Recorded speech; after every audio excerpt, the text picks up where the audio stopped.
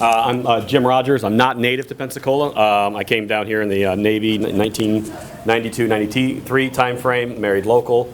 Met her at Rum Runners, if any of you have been in the community long enough to remember Rum Runners, and we're still married after almost 28 years. So she decided to keep me after all.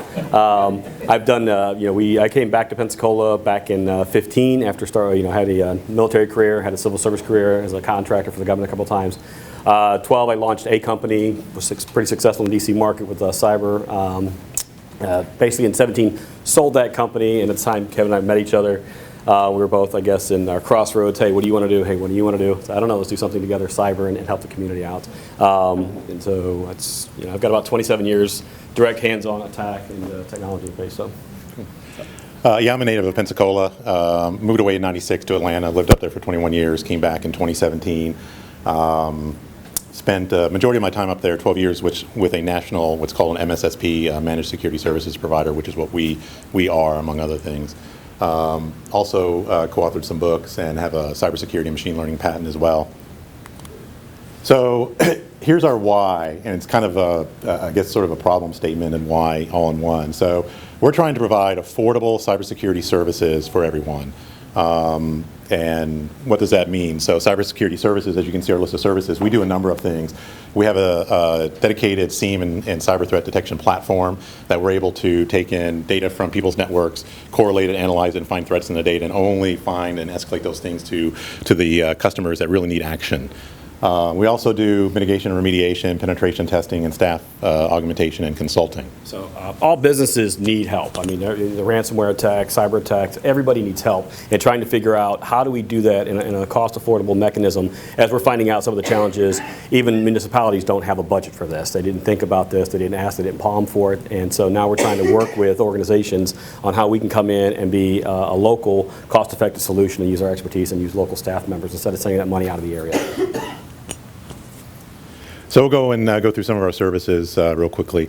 So the dedicated SIEM and cyber threat monitoring. So basically, I mean, the basic formula for what we do on this aspect of the business is, early detection response equals collect all your data, apply threat intelligence, and leverage proprietary detection algorithms. So we have a platform in place that we use to bring in all the data, do correlation on it and stuff like that. And we're also building some intellectual property algorithms to enhance it that we're potentially looking to either license out to other people or sell wholesale. So we kind of are services as well as a software company. Okay, that's the high level speak. I'm going to give you the drum down. We take all of your network data that may be in a company and we analyze it and make sure the things you want to keep private and protected, we do the protection side of that. Yeah. You talk to Big Geeks Keep. I'll keep. Yeah, thanks. I'll keep you down here. And we can support any environment, whether you have on-prem, cloud, or hybrid. So we can take data in from just about any kind of device, anywhere. So. Yeah, I mean, can you hear me? I mean, this is going to get recorded if you hear me. I can talk to that. This is for the video. Hi. So the cyber assessment, I come out of the intelligence community, the DoD side, and everything's a compliance basis. Every year you got to do an assessment. Every year you have to look and see what your controls are. Are your controls being met? A lot of this is starting to be pushed down from the NIST framework standpoint to help companies. So we'd come in and we would do an assessment and give you a baseline. You don't know what you don't know until somebody tells you what you want to find. I was working with a company, I know we got 6 minutes, but a quick C story. Local company, I asked them if we can come in, I'd actually do it for free, just to get the practice in front of people, if you will. And the person who actually does their computers is actually the business manager, and he said, no, I don't want you to do that because then it will tell me what I have to fix.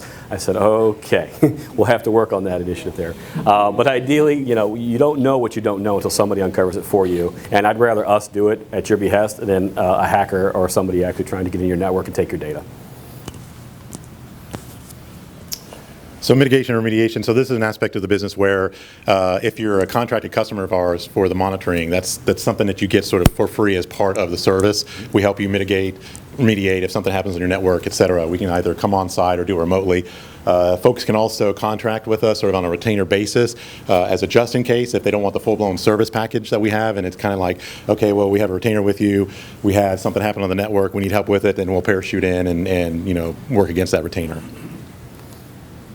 Staff augmentation and consulting, do you want to? Obviously, most organizations don't have a full-time staff. I mean, smaller businesses probably do not have a full-time staff to do any kind of IT, so they're using MSPs, basically service technicians coming in on-site to help. So what we try to do is, in those cases, either we'll provide some of that augmentation or we're partnering with local MSP organizations because we're not in that MSP. I'm not a break-fix guy, if that term means. Your printer breaks at 2 o'clock in the morning. I really don't want you to call me, but if we find something on your network that's bad, I'm going to call you at 2 o'clock and have you fix it. But we're building up the staff local, to basically help people, fix their problems if they need it in a cost-effective manner as best we can.